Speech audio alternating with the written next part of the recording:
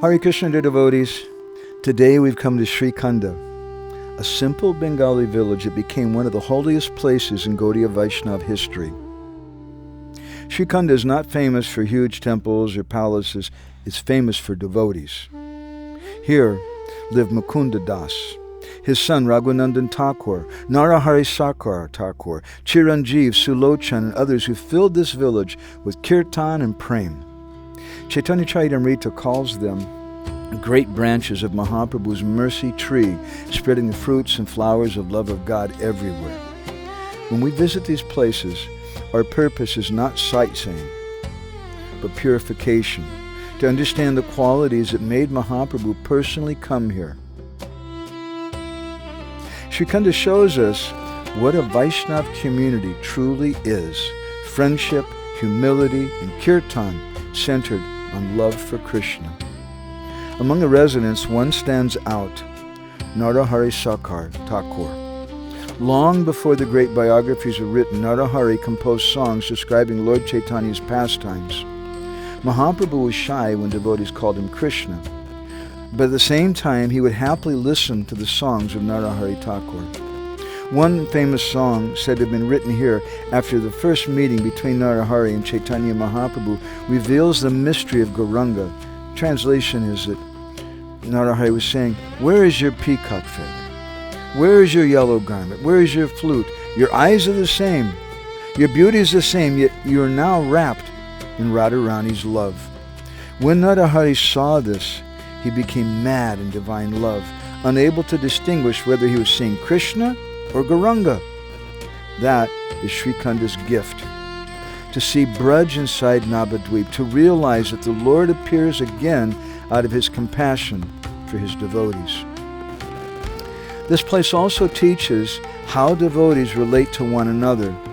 Once Mahaprabhu asked Mukunda, "Who is your father, you or your son Raghunandan?" Mukunda immediately answered, "Raghunandan is the father and I'm the son, because through him I've learned devotion to Krishna."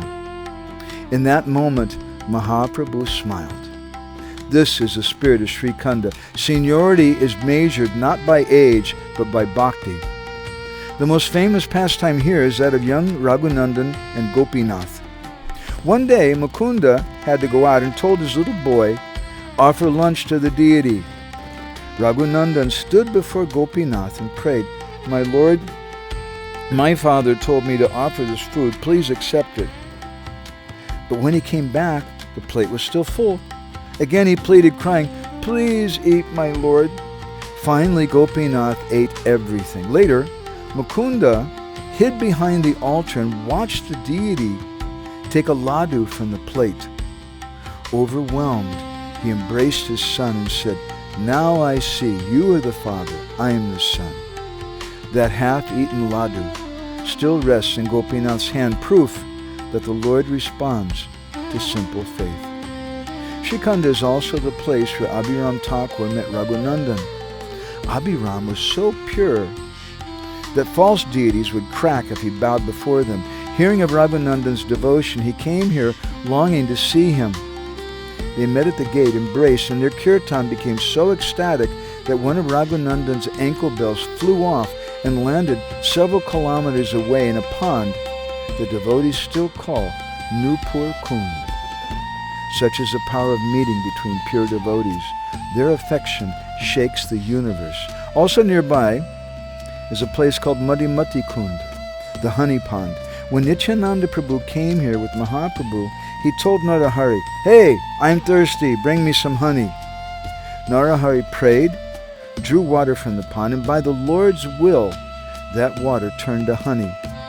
Even the elements here respond to devotional love. Sri Kanda is also home to Lochan Das Thakur, the disciple of Narahari, who wrote the Chaitanya Mangal while sitting beneath a banyan tree here. Through his poetry, Mahaprabhu's mercy continues to reach us today. But these stories are not just meant to inspire, they're meant to instruct. From Mukunda, we learn humility, to keep sacred experiences private and never seek recognition.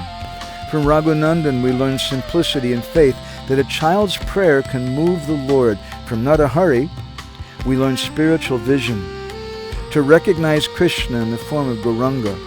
From Abhiram, we learn purity and courage, and from Lochan, we learn dedication to glorify the Lord through writing and kirtan.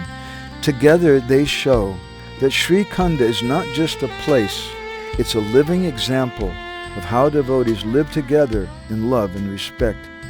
The Brihanaradiya Purana states that ordinary friendship begins with a few steps, but friendship among saintly people deepens at every step. That's the essence of this parikrama, to walk together, serve together, and let friendship become devotion. Srila Bhaktisiddhanta Saraswati Thakur wrote that when you go on parikrama, don't try to see the Dham with your eyes, see through the eyes of sadhu and guru. If we walk with that mood, the Dham will reveal itself. So, as we leave Sri Kanda, let's carry its mood, the humility of Mukunda, the faith of Raghunandan, the insight of Narahari, and the joy of Kirtan that binds the devotees together. Where such love appears, Mahaprabhu himself arrives. Sri Kanda, Dham ki jai, Shri Gopinath ki jai, Shri Chaitanya Mahaprabhu ki jai, Srila Prabhupada ki jai, Gauranga Hari Hari Bol.